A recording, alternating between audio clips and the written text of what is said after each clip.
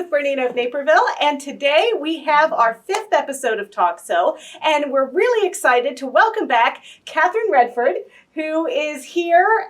She's had like a very interesting year, 2020 and into 2021. You could say that. And we're going to focus today on walking foot and dual feed quilting. But before then, let's just catch up with Catherine. And well, what have you been up to, Catherine? Well, I've been staying home, Gayle. Okay, well, basically been staying home. Came home March 13th from Southern California, and I've been home since then. One little side trip to Ohio for 3 days, but no. Okay. Every night, same bed. So, have you been Zooming like the rest of the planet? Since August, I think I started Zooming, and so this year, like since January was, I think, 16 or 17 like Zoom appearances. I had like a little mishap last night. I had a Zoom class. Have you had any big kind of comedy of errors moments with them? Well, usually I try and log on, like half an hour early. There was the time when I don't know what button I pressed, but my computer decided to update. And you just... Fortunately, I log on from my computer and from my phone.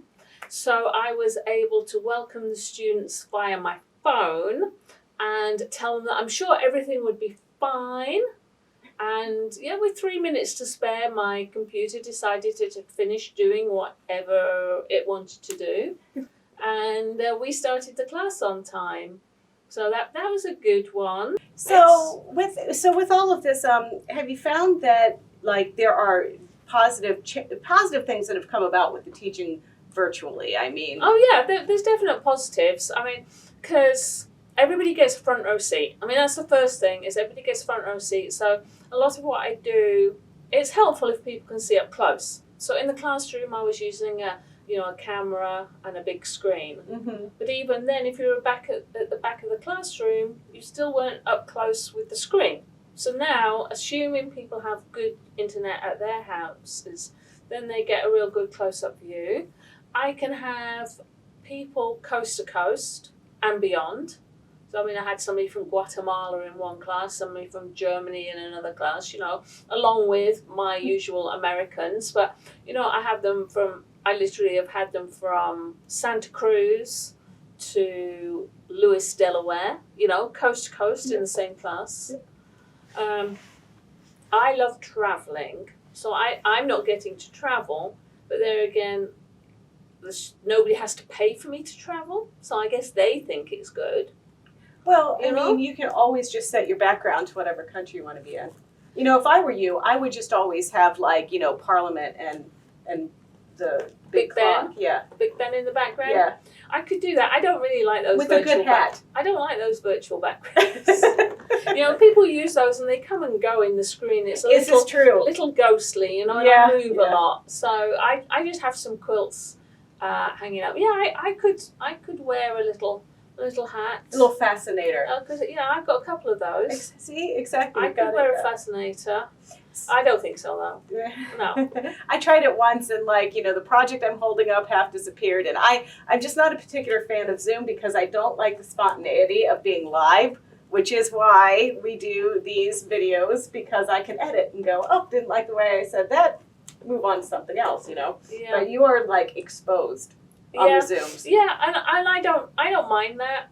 I'd rather say, oops. Oh, let's rethread the machine than worry about editing and how far do you edit. And it's like when you post a picture on Instagram. How far are you going to Photoshop it before you put it on Instagram? Until I look like I'm 18. That's how far. Yeah. So I'll brighten it and that's it. Brighten it, crop it. I've learned how to use a selfie stick, Oh, yeah. Because then you get the angle. Yes, We like good the job. angle. No, your Instagram pictures are great. I love it. In fact, there's one that we're going to look at in just a moment, but I'm so inspired by your stuff.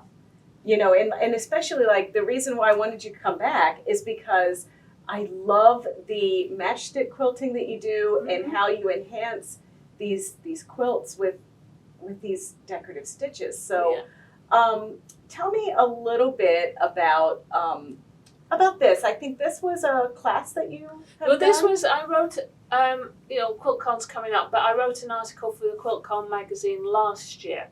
So whenever that was, 2020? Mhm. Yeah, okay. And I did, as a illustrations, for the article, it was about using colour in your quilts. So I like to use placemats or mini quilts for my samples. So the one closest to you, that one has a 12 weight thread on it, to just show you can get a real big pop of colour with just, one strong thread. And then this one here, this one is the 50 weight thread, but lots of it. Okay. And then you get the colour that way. It really is. It's phenomenal up close, but then the effect that it gets from a distance, is great too. And then, of course, under that other one is the quilt. I think that was featured on the front of your Modern Machine Quilting book, or a quilt similar to it. It's part of the same It's series. part of the series. Yeah. And don't forget, we do have these books from Catherine here at BERNINA of Naperville. You can get it online as well. And then just this one is just amazing for the color and everything, and the fact that you do this with the walking foot and you're pivoting and all of those things. I just think and it's so accurate and really just amazing. I once again, like with your handwork, I don't think I could do this. I don't have the attention span. Well, you have to take the class from the right person. Well, it's a good thing that you're here. So, because I've been teaching, quite a lot of walking foot quilting on Zoom, and from what I can tell, because you can only see what people hold up, but from what I can tell, people do, hear what I'm saying and see what I'm showing. So you're going to show us a little bit how to prepare these things and do it. Yep, that's the plan. Well, let's get to the drawing board so that we can look at some of your quilts really up close, and then we'll just let Catherine do her magic. Okay. So we're taking like a little mini session here because Catherine, she travels with her quilts, or where she used to, and sometimes they get in a suitcase. So what we're doing here is she's going to show us how she uses her Laura Star, and this is a Laura Star Smart Eye system, just like Catherine has at home.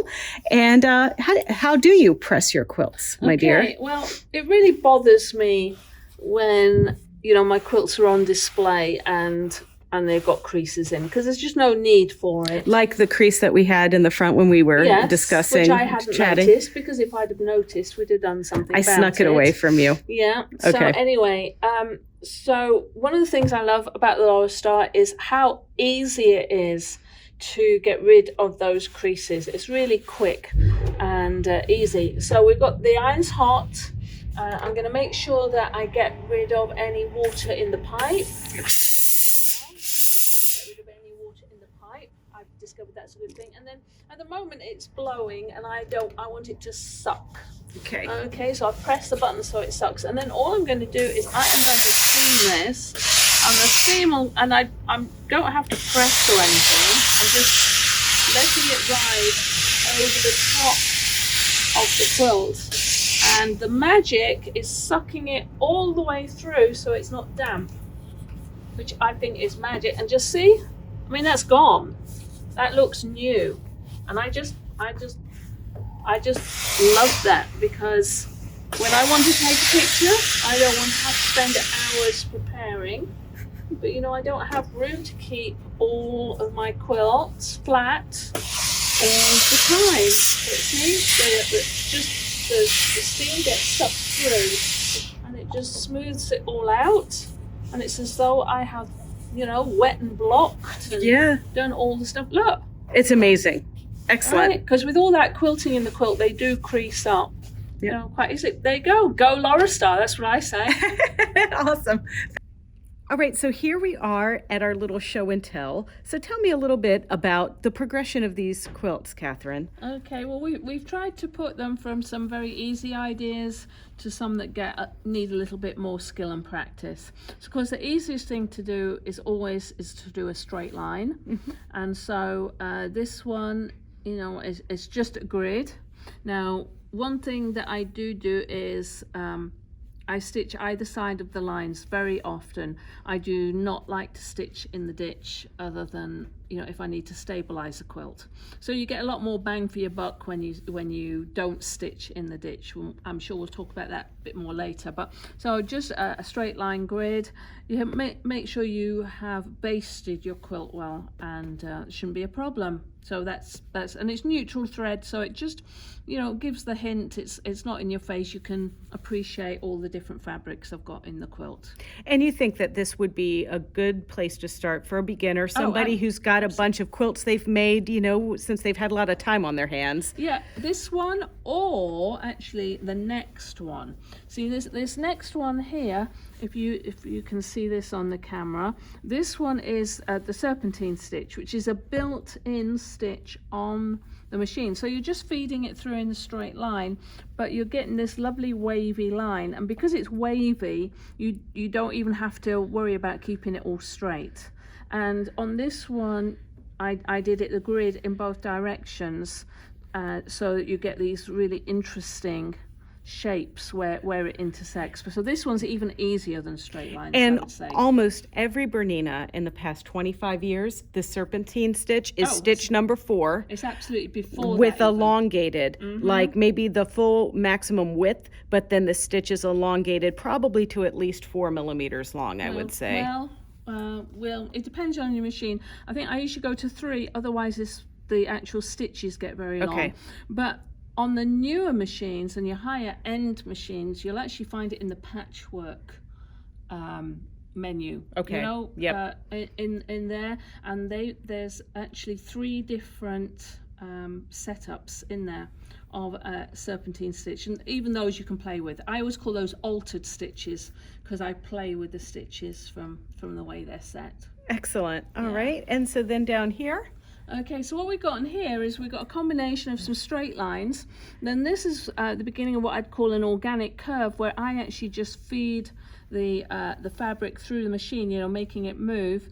And then this is the running zigzag stitch, which is different to that number 4 stitch because it actually has a mountain top. And so what I did was I swapped my thread from the fine 50 weight thread to the 12 weight thread, and then we get that, and it just gives another extra pop. And when you're talking about thread, are you speaking of the Orifil 12 weight or? Orifil's a good choice. You stock the Orifil, don't you? We do. We just got the 12 weight thread in, and we're really excited to give it a try on a project just like this one. So now when we pull this one away, this one's my You like favorite. the next This one? I just can't get enough of this one. Okay, well, I had fun. You know, one of the things about being home when you're not normally home is that I have a lot of time. You know, instead of being at the airport, I'm at home. So I made a whole series of quilts, and you saw them on Instagram. Yeah, of course. And you they- should see them on Instagram too. So where can we find you on Instagram while we're talking about it? At Catherine Redford With a C. with a C. All yes. right. Yeah. So as part of the progression, I was playing with putting solid fabrics underneath the top layer. So all I've got is I've got backing fabric, I've got batting, then I put some squares of colour and then a white fabric on top, and then quilt it quite densely here with a 1/4 inch grid, and then this is hand stitching on top. And I would say this hand stitching is an embellishment because it doesn't go all the way through. And this is, you know, because I was asking Catherine, I'm like, well, do you do the X stitches first? And she was like, no, what are you, crazy? You do the quilting so you have your grid. Yeah, I don't like to mark anything, so by stitching out the grid on the machine, just using the edge of my foot, I've got it all set, and then I can just relax. I love hand stitching, so you can watch a lot of television while you're doing something like that. So this is a basic one, straight grid. Yeah. You know? And then I just wanted to comment too that this is not organza fabric. This isn't anything like that. This is actually just a nice, high quality white cotton, like our art gallery solids. Art gallery are nice. You want something that is just a little bit softer, you know, not quite so rigid as some of them. Although I've used linen as well. I've even used linen on the top there. Everything shows through when you don't want it to, so, you know. Okay, gotcha. So you have to, but that makes that challenging with something simple like this to keep all those little threads on, under control that get under there, right? Yeah. Well, when I put the pieces down, I lint roll if I Okay. need to, because I'm Okay. very messy. So I have threads everywhere in my sewing room. Yeah. So I have to keep a constant eye out for those. And this one is very simple, and yet I really like it. So with this one, it is just quite a dark grey fabric actually under there. It looks subtle now, but it was very dark. And so I cut the squares and I cut out the centers, so that's all square, but then I was playing with doing some curvy grids.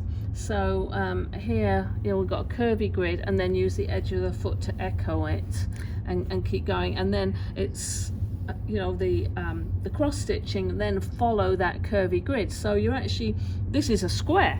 It's the same number of stitches on each side, but because of the curve, you get these wonderful effects. Now, do you mark this with like a pen so that you can see which squares you're gonna into? I Or? sort of do a bit of guessing at some Okay. point. I do a lot of counting, and I put little pins in, and then I recount because I can't remember how many I counted, but I would have counted out from the center, trying to make sure, because you think it's going to fit, and then you start stitching, and then you find, because of the curve, it's not quite where you thought. Yeah. So by the time I got to this one, I was quite used to having to allow for different things. Okay. But Well, yeah. it's really very striking, and I just love like it. that one. So, distract her, Chris, while I steal this one. Okay. Now this is awesome too. It reminds me of plaid. I love everything about this. Okay, well, I think we're going to actually show some step outs later, but this one, I wanted to try some dense stitching with the hand stitching, and I had to work out how to do it, because when I do the little hand stitches, I don't go through to the back, but I want to be able to get underneath, and if you have too much thread in the way, that's too difficult. So I have a fun way of doing that. Just wanted to see what it would look like. You've got the design in the piecing, and then sometimes it's fun to add a second design in the quilting. And is this all the same thread but variegated Yeah. with this? Okay. And then is this kind of what is this? Is this the same 12 weight that you might use? This is an 8-weight pearl cotton. Okay. So it's more, you wouldn't use it on your machine. Okay. Yeah. All So right. if you use 12 weight when you're doing the hand stitching, it is much thinner, and I want it big enough to see. Okay. Yeah. What else have we got? Well, we've got this one, and I pulled this one because I thought this was a good example of showing kind of echo with the walking foot. Yeah. So this one, really, it was inspired by like a day like today, when there's a bit of snow everywhere, a lot of snow everywhere, bit of snow on the trees, but bright blue sky, and that's what I saw the day I came home and made this. It's a repeating block, actually. There's a repeating block in there, but then I wanted to quilt it. So what was I gonna do? I wanted to keep it graphic, so I outlined all the twigs, and then I wanted to go round and round. And when you've got these odd angles, it's not quite as straightforward as when I've got the 90-degree angles. So I worked out a way of doing that. Of course, with my very nice machines, I can set them up for doing things like pivots and really nice stops and starts and things. But with this, you are literally turning the material a lot. So I'm turning that's a commitment. It's a big commitment. I think everything we saw before was edge to edge, which is great, because then you don't even have to worry about stops and starts. With this, you have to turn it. So for me, there is a maximum size, and that's probably about 50 inches square. Even on my bigger BERNINA. Because if you're working in this corner and you've got to turn all of that.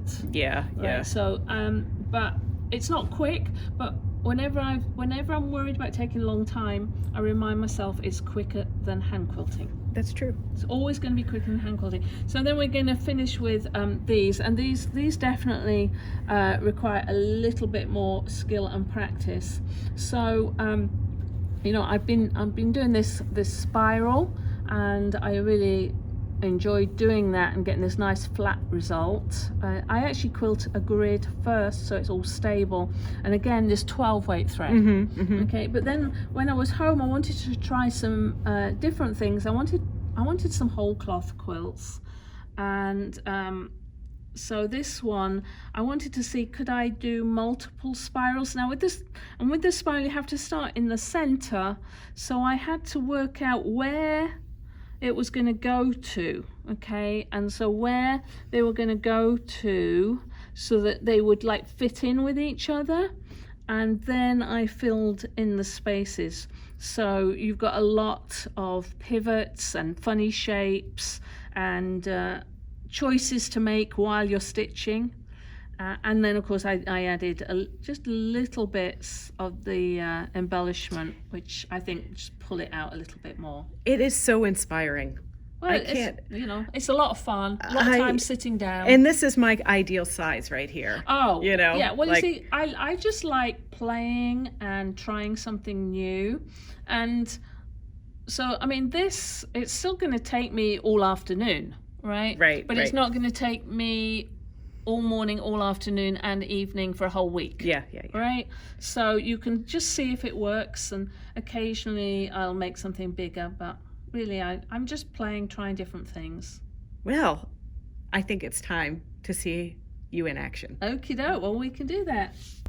All right, so Catherine, you have done a little bit of piecing on this sample, and those are a lot of safety pins on there. There is, yeah, and this is how many safety pins. Even if I was, I have a quilt at home, like a throw size quilt, and it's basted ready to stitch this afternoon, and it has this density of pins on. Because that might be the first area where I'm going wrong, honestly. Yeah, if I get 3 in there, I feel like I've successfully basted. No, I mean, I've pressed carefully, and then when I lay it down, I want to put a lot of pins in there. And I'm more worried about getting them even than I am about avoiding the seam lines or any of that stuff. You just want it held together so it doesn't move when you're stitching. Okay, and then now what you're going to be doing first is stitch in the ditch, which we are going to try to avoid sometimes, but you need to know how to do it properly. That's what I think. So show me how you do that. Okay, so yeah, I just think that we need to learn the basics, and then we can avoid them. So first of all, the ditch. Okay, people don't always know where the ditch is. So the ditch, when you press your seams to one side, so this seam has been pressed to one side, the ditch is the side you pressed away, is on the side that you pressed away from. So here we got 3 layers of fabric, here's a single layer of fabric, then batting and backing. So the ditch is as close as I can get to that pressed line as possible, right? So to be able to do that successfully, this ditch needs to be clean, right? So the farmers, right, they can't do much farming right now, but the farmers, they have to have their ditches clean, and they clean them in the spring, and then it rains and they have to clean them again. It's just one of those chores that they have to do. So when I've got my quilt basted and it sits around, just the nature of the fabric is it tends to relax. So what I want to do is I want to make sure my ditch is clean so that I can stitch in it.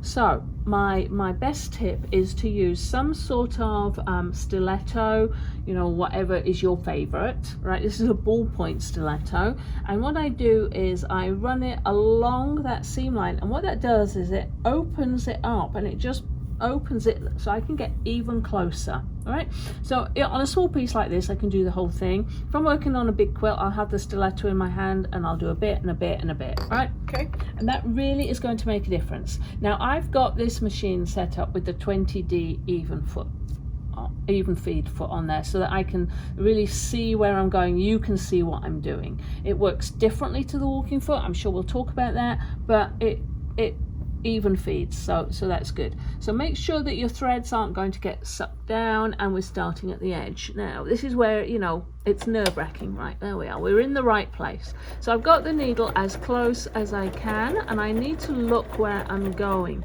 So note my hands were either side, just keeping it flat. And this is true whenever I'm walking foot quilting. My hands are just either side, keeping it flat. I get to a pin, I stop, and I pull it out.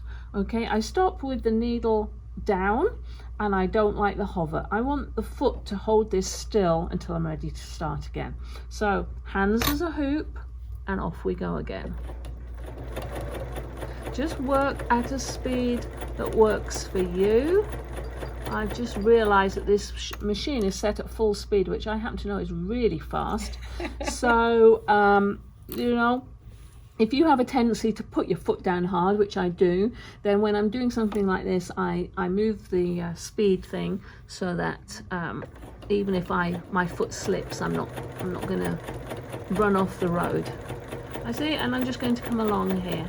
So my hands have moved with the fabric. Whenever I needed to move them, then I stopped and moved my hands. So there you go. That's not bad, is it? That looks great. See, and what you really do is, this is like salmon pink.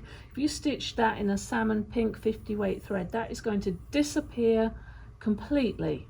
All right. So I use that to stabilize my quilts. When I make a quilt, when I'm adding the quilting, there's a couple of things I want it to do. I want to make my quilt top into a functional quilt, right? So it's got to wash, or it's got to hang on the wall, whatever it's got to do, it's got to be functional. But the other thing I want to do is I want to make my quilt look prettier than before I started quilting. So you know, so that's like adding form or design. And if I stitch in the ditch, it is supposed to disappear, right? So it's functional, but it adds nothing in the way of design. Okay. Now this seam here, I pressed open, right? So that means that the fabric is like this, and all it's got between it is thread. So my theory is that there is no ditch. It's a chasm, it's a bottomless ravine. We're not going to stitch down there. Okay. So what are we going to do? Well, you know, like I showed you on the quilts that I brought with me, is I like to stitch outside of the ditch. So I have a question though, Yes. about pressing open versus pressing to the side. Yeah. There's a great debate. yeah. What do you prefer? What do you Okay. think is better? Well, when I learnt to quilt, okay, many moons ago, we pressed to the dark side, didn't we? Right. I still It press gives to the dark gives you a side. nice strong seam. However, if you're doing half square triangles arranged in a pinwheel, what do you do then? You have a big bulge. You have a big bulge, or we're told to press open to reduce the bulk, Okay. right? So people have been pressing seams open for a long time. If you press your seams open, you get a much flatter quilt. See how much flatter that is than that. So if you're making a graphic quilt, you know, so like lots of solids, or you've got a design, you really want the design to pop, having these seams pressed open really is going to make a nice flat quilt. Wow. But the quilting can make it stable. So if you're worried about it not being stable, you're worried it won't wash so well, by quilting it in the right way, it's going to be just as strong. Okay, so what we're going to do, so I can sew on one side. So I know that with this 20D foot, if I run the inside of there along there, then that's quite a nice distance. Now this time, because you know, it can be one thread one way or another, so you can go faster, right? You still need to stop when you need to move your hands. So the only thing that's nicer than sewing down one side is to sew down the other side as well. So if I sew down the other side, there we are. Now, I still don't run this machine at its full, whatever, 1500 stitches to the final, whatever it is, something like that, isn't it? 1500? I think, yeah. Something yes. crazy, okay? But see now, see how nice It's that looks? beautiful. Right, and now that seam is completely stable. Nothing is going to worry that seam. And now you've drawn attention to your piecing, and it just looks a whole lot And better. I really like it with the white thread. Yeah, well, I use, that's my go-to would be just like an antique white. So not Okay. bright white. Okay. So I either use the antique white, I use a beige, or I use a pale grey. Okay. Really, and then I have coloured threads just because I like having a whole drawer full of stuff, you know. But that's what I use. I go through a lot of those. My favourite marking is no marking, right? Okay. So if I have a seam line, I'll just use the seam line and I will follow that, right? If there isn't a seam line to follow, then painter's tape, because I have some fancy orange painter's tape because I can. It's just, you know, masking tape. It's not actually not recommended for painting purposes, this stuff. It's decorative, you know, like me, purely decorative. Not much use. Right. Okay. And this is the benefit of being next to Menards. We can get these things really easily. Absolutely. Yeah. So here we are. So there's my marking. Catherine, Yeah. that walking foot looks like it has had a little bit of use. Yes, it has. This is actually, it's the second walking foot I had. When I first got a Bernina and I got a walking foot, it only came with one sole plate, and within 2 years they brought out the one that had multiple sole plates. So anyway. Well, speaking of which, so which sole plate do you prefer using? Okay, so this is the open, right? This is open. I want to see where I'm going. The needle goes there, comes here, so there's nothing in front of it. So that's the one I like to use. So yeah, it comes in the box with the bar across, and it's very easy just to unscrew it and put the new one on. And then I have another question. So is there a time when you are going to use a walking foot and not use your dual feed? Or how do you use the walking foot? Okay, I use the walking foot when I'm using a machine that doesn't have dual feed on it. But if you have a machine that has dual feed, you're just like walking foot, you're going to take a break? I'm afraid so. Okay. But we're using it just to show you. Yeah, no, I get it. I just, people are going to ask the question. Right, absolutely, and it works differently. Okay, so what you've got is you've got these rubber bits here, and they act as a second set of feed dogs. Right, Okay. so you've got your feed dogs underneath. There's your feed dogs on top. Helps feed everything through. When you're using the dual feed, you have to make sure you remember to engage the lever at the back, and then it sort of pushes it from the back, whereas this is further forward. Okay. So it is different, and I know some people prefer the walking foot. I find maybe it's because I do put so many safety pins in, and I do take care. I just find that I do fine with the dual feed, and you can see better. But I teach some classes on Zoom using my little 530, the original one, and I use the walking foot to do everything, and we're fine. So right, so here we go. So now, one thing to note, I put my tape down. I'm going to make a straight line. I use the edge of my foot against the tape. I do not have the needle next to the tape. I have the edge of the foot. Because have you ever tried sewing on tape? Yes. Yes, it's not a good thing, is it, No, Gayle? it gets gummy and Yeah. So okay, so let's set off. Now my hands are moving. Move the pin. See, I just take moving the pin as the opportunity to reposition my hands. And I think that to fully stop when you move your hands is a great tip, because that's where little wiggles happen. Absolutely, and if you want little wiggles, that's okay. But I don't want little wiggles. Look at that straight line. See, so once I've done one line, I'm just going to make another line, right? So you just, and with the walking foot on, they're about 1/2 inch apart. There we go. Right, so, and you can keep going across your quilt. And then the only thing better than 1/2 inch would be if they were 1/4 inch apart. So what I would do then is I would work away doing the 1/2 inch, then I go back and do the 1/4 inch, and then you like the matchstick, so I'll show you that. See, so now I've got markings on my foot, and I'm just sort of lining them up. It's me doing it, not a computer, so they're not. There's no channel lock. So, now, if you were to use a dual feed, is there a particular dual feed you would use for this particular technique? I usually use that 20. If I'm doing this, if I know that I'm only doing 1/4 inch apart lines, I use the 3070, and for some other things, the thing about because this is still open, I want something where it's open, but this is closer together, and really I recommend doing the wider lines and then doing the narrower lines, right? So on a smaller piece this can be good, but there are some things I do where I'm going to pivot and turn, and I need it to be the same on both sides and only 1/4 inch, and that's when I use the 37 rather than there's the 57 and the 90 something. Yes. Right, I want something that's the same on both sides. Okay, and I don't use those ones that have the blade, whatever you call that. I find if I look where I'm going and I do that thing with the stiletto, then I get a better result. than if I use that blade and pretend that it's in the right place. Gotcha. So right? what you've done here with your little matchstick quilting, that would Yeah. be about 1/8 of an inch. Yeah. And so now you're just kind of imagining just aiming for the middle of your Yes. 1/4 inch. Yeah, and then if I'm working on a piece where the seams are pressed open, I have to avoid, you know, where it's pressed open. So if the lines aren't totally even all the time, then that's fine, because if I got to a place where that seam, that open seam, was where I was supposed to sew, I just sew to one side of it, knowing that everything wasn't absolutely perfect. Okay. So it all blends in.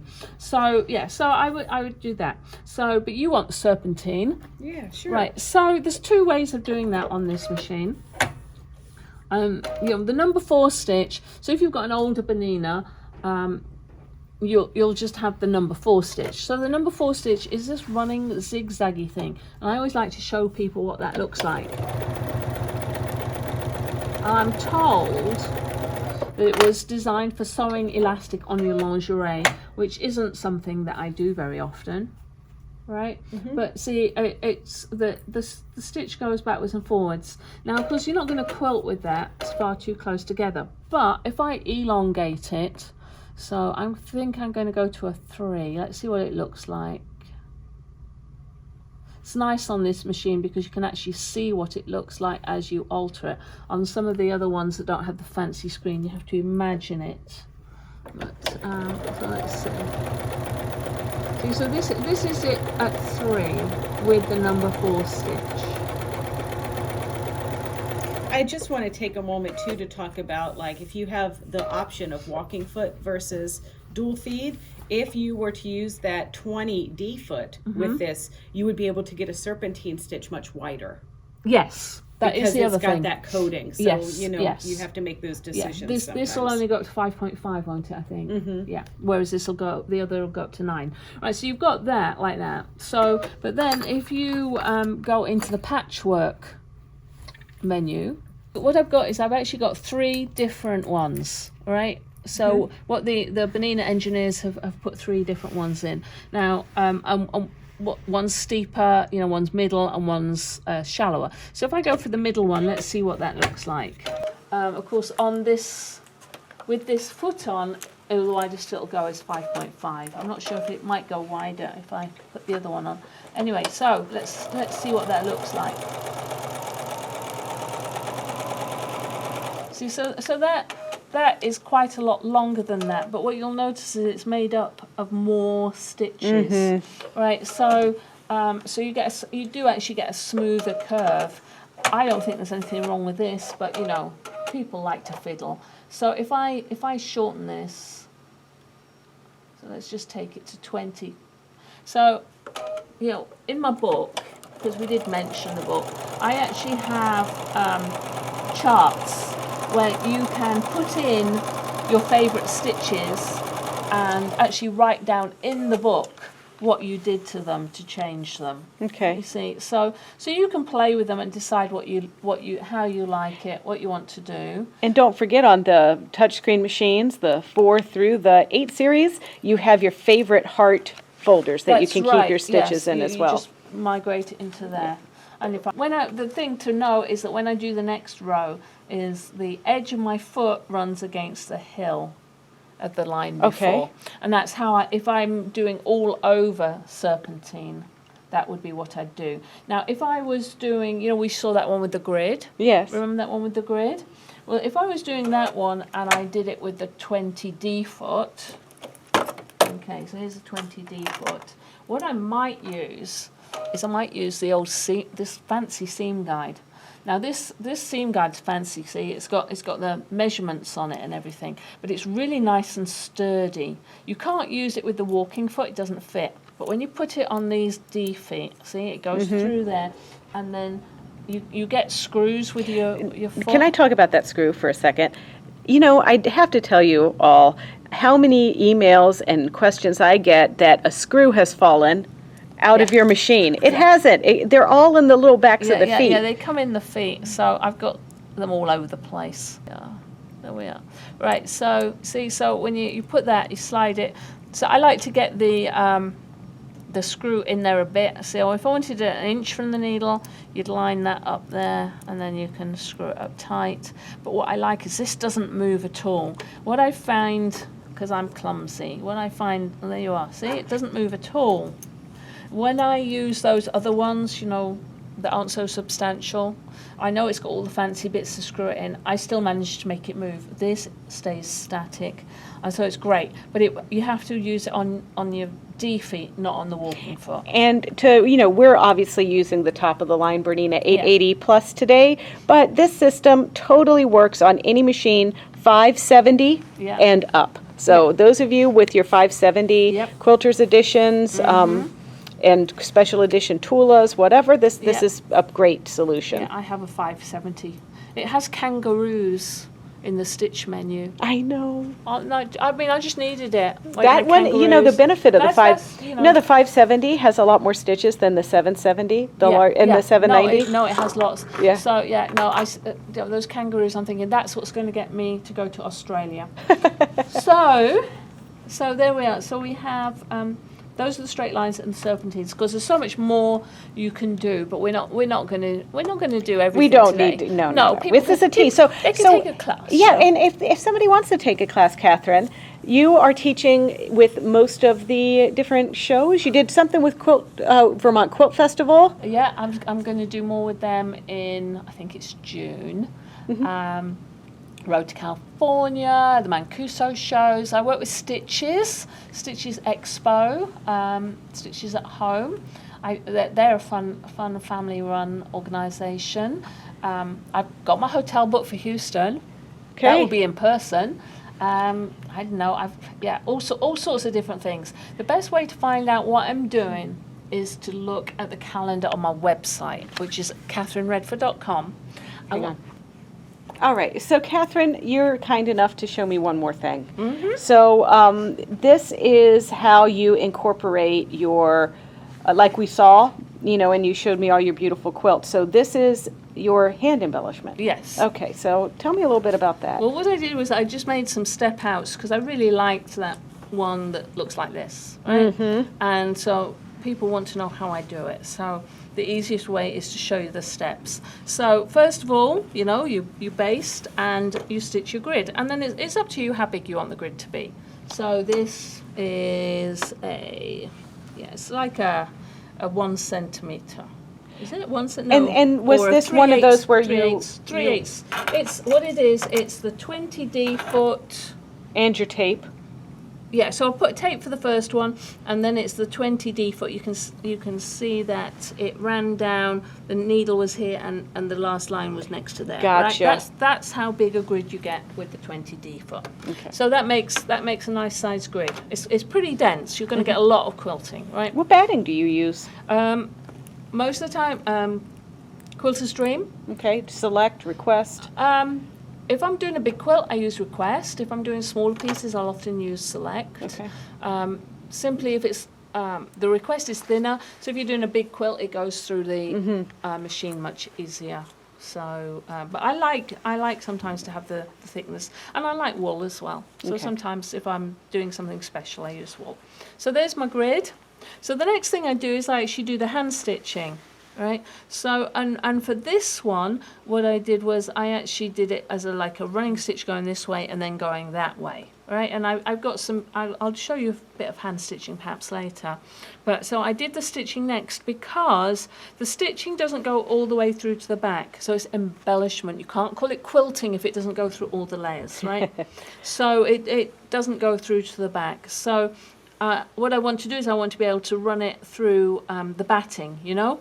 So if I have too much stitching in the way, I can't do that. So that's the number 8 pearl cotton. Then I add my extra stitching. Okay, and so the extra stitching is actually going over the top of the embroidery thread, you know, that's in there. Oh, you see? Okay, yes. So that's why I do it first, because if you're trying to get your needle through, it's much harder. Genius. Well, you know, you just have to think about these things. I'm always trying to think, how can I want to do this? How can I do it? What's the easiest way or the most straightforward way? And again, you don't have to worry about keeping them perfect because, you know, it's handwork. it's very trendy to embrace the imperfections right now, you know.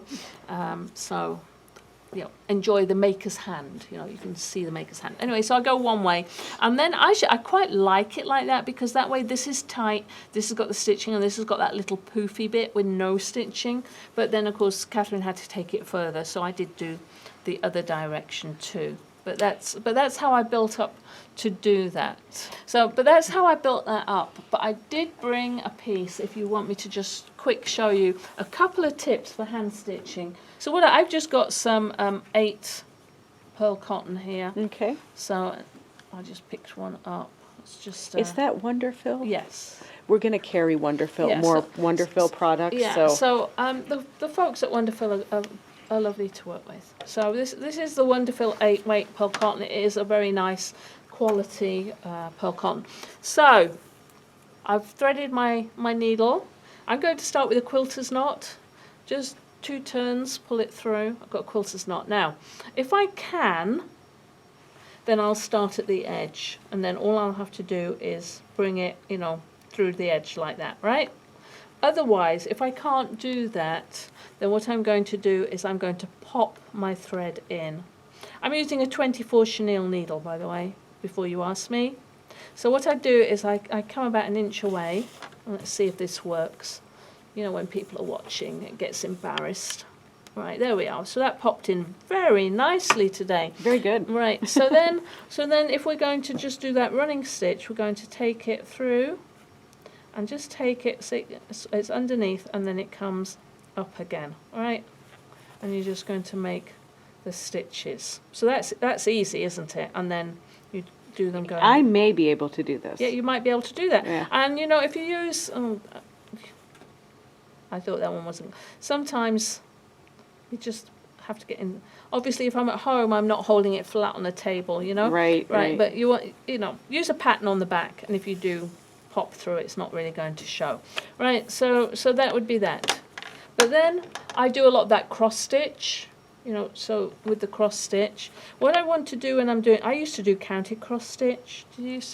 No? I've done that so much in my life, yeah, yes. Okay, so what I want to do, if I'm going to do counted cross stitch, when I used to do the counted cross stitch, I'd go out and I'd come back. Yes. Right, you had to count, didn't you? Right, well, we're not going to count now. And if you're using a variegated thread, you want to be able to see the colour change.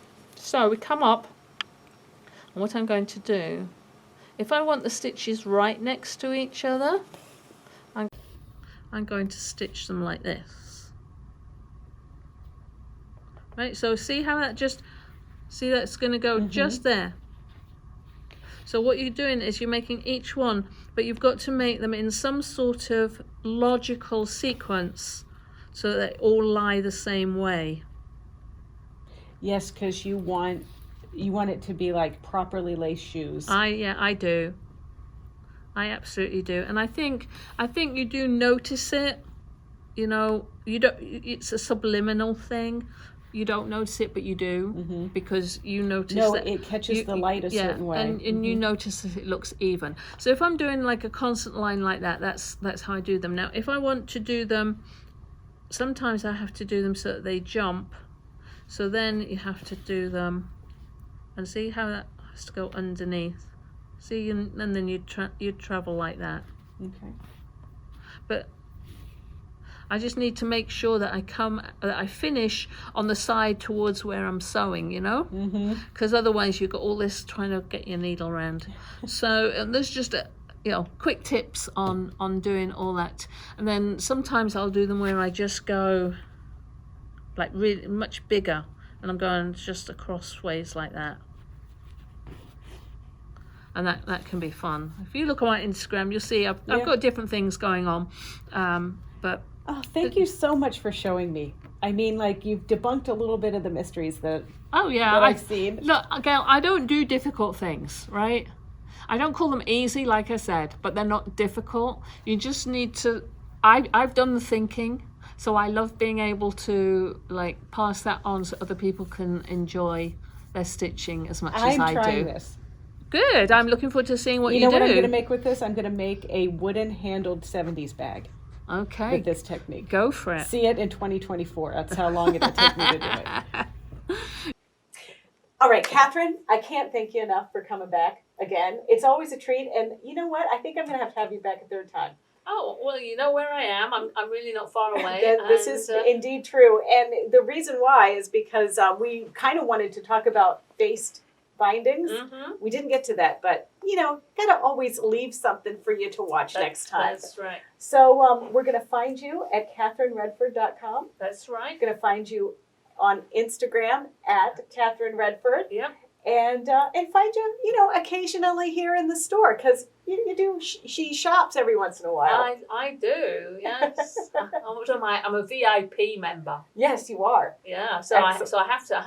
I know. I have to spend the we card get you down. once a month, regardless if you want to come in here or not. Yeah. All right. So thank you for watching today. And if you want to see any more videos just like this one, don't forget to check out the Bernina of Naperville YouTube channel. It's easy. It's youtube.com/Bernina of Naperville. And there, if you could please like, because who doesn't want to be liked? Comment. We love to hear what you have to say. I'm sure Catherine would love to hear from you. And subscribe. And if you want an alert every time we upload a video, click the little bell and you'll get a little alert right into your email box. But until then, happy sewing, happy quilting, and, you know, check out Catherine's stuff.